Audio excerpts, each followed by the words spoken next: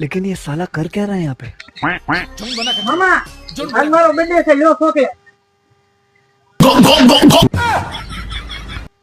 કઈ મોટા મારો બર્થડે છે લે ચોકલેટ એ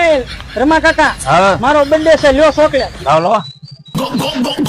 આને તો કઈ કરી છે પણ હવે